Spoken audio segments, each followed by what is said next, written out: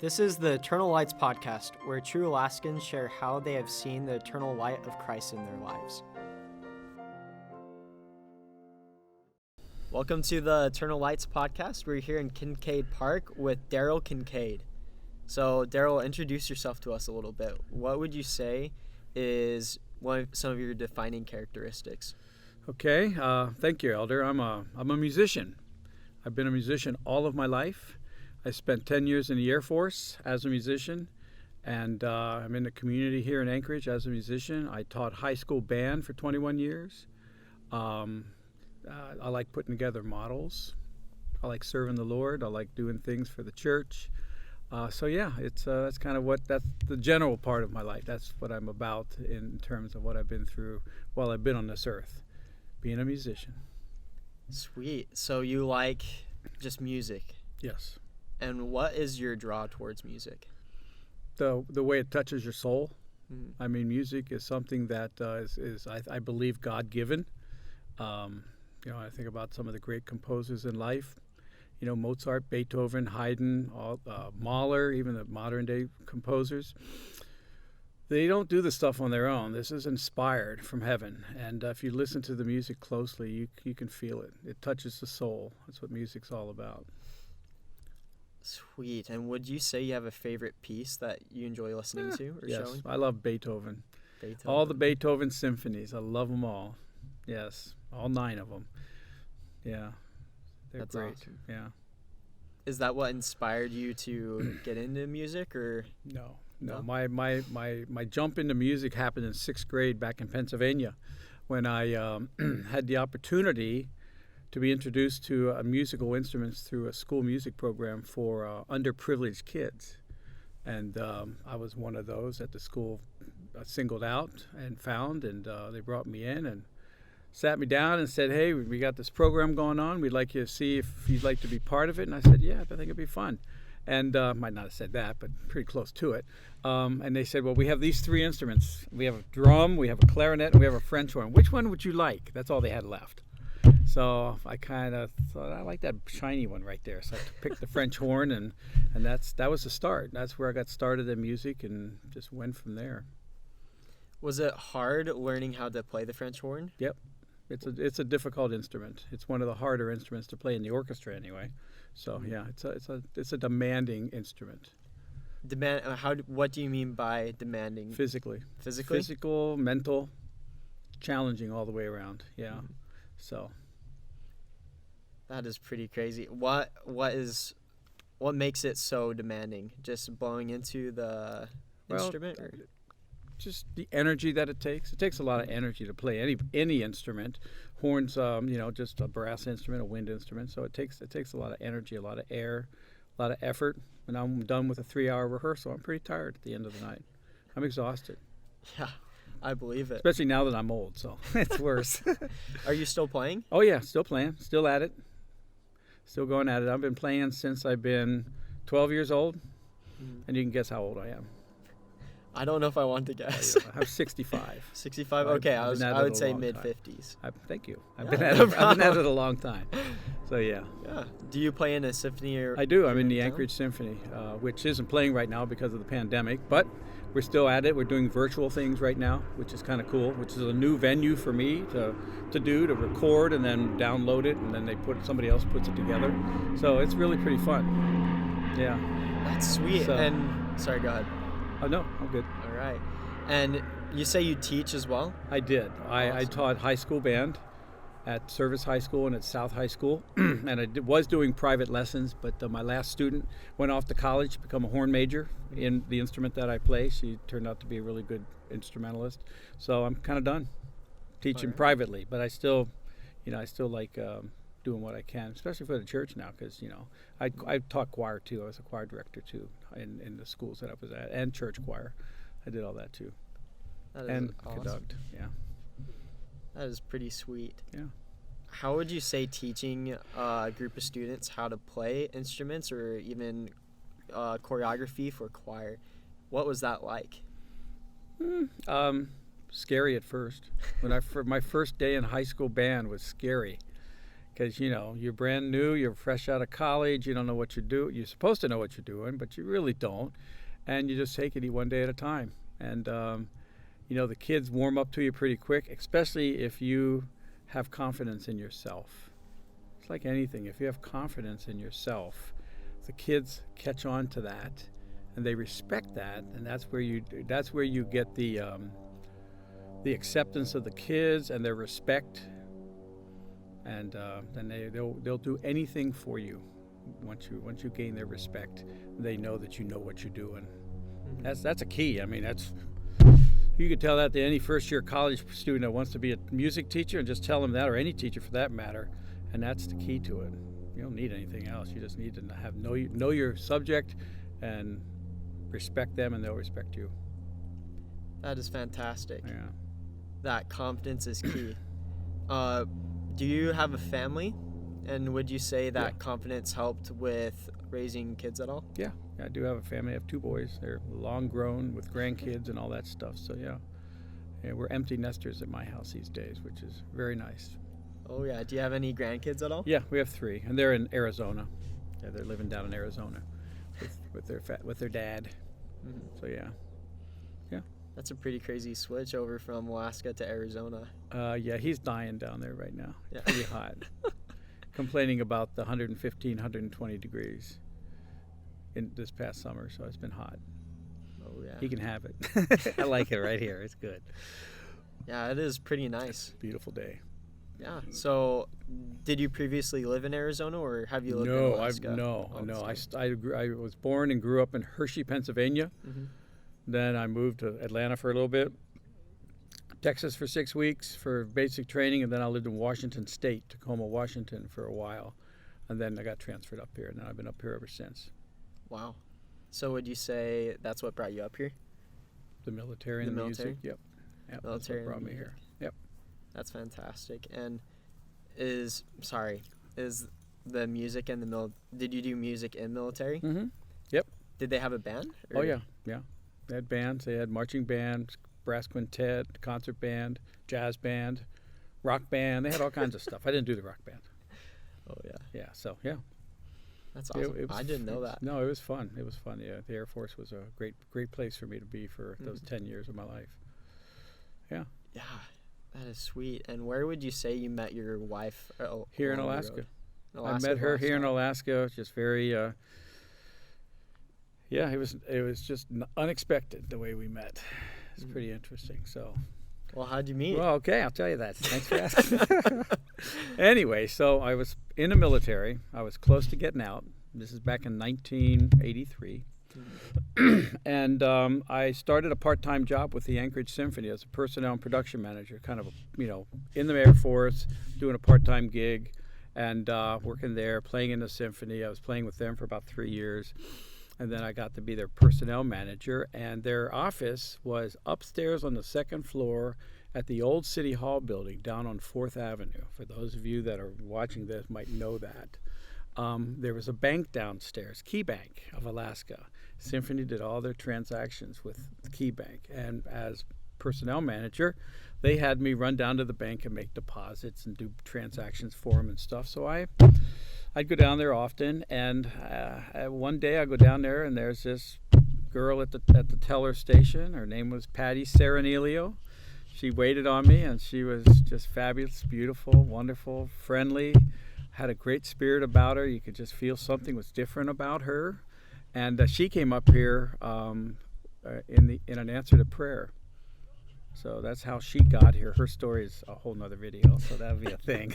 It's a great story. But anyway, so we got to meeting each other, and every time I went down, and I finally got brave enough to ask her out on a date or two. So we went on a couple of lunch dates at first. And anyway, so it's kind of funny. We went to Simon & Siever's one day for lunch, and this is long before I joined the church, way back in the 80s. So I had a near beer, I think it was called, down there. It's not real beer, but the perception is. So I'm sitting there drinking that stuff, and she was fine with that, and we're eating lunch and stuff. And then out of nowhere, in our conversation, she told me that she belonged to the Church of Jesus Christ of Latter-day Saints. and we don't smoke, we don't drink, and we don't have premarital sex. And I was eating a piece of chicken at the time, and I choked on that piece of chicken. So that's a story we always bring up sometimes when we were, when people ask us how we met. But anyway, we just kept meeting. She'd come to some of my concerts when I played at a Baptist church here in town. And she'd come to symphony things and stuff like that. And I'd go to some of her church things, her choir stuff, at the Strawberry Chapel and things. So yeah, we just kind of did that all along the way, and got to know each other better. I started going to church with her. She's the one that kind of got me going to church here in Anchorage, and from there, the sister missionaries taught me.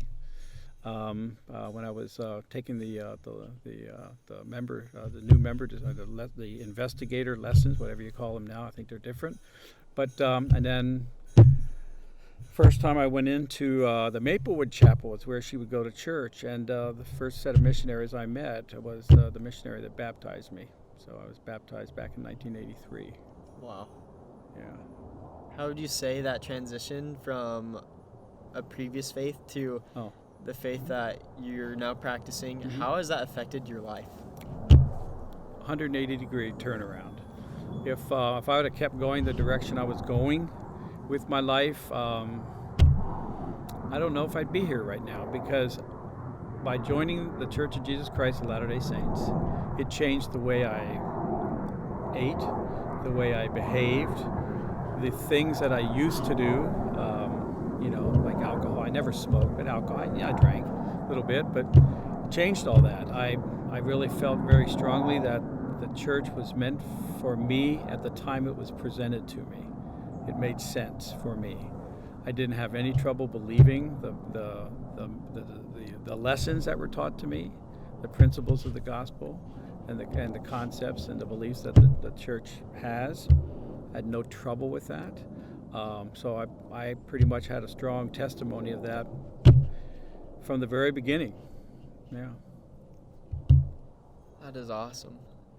And what would you say that the missionaries taught you has affected you the most, that's had the most meaning to you?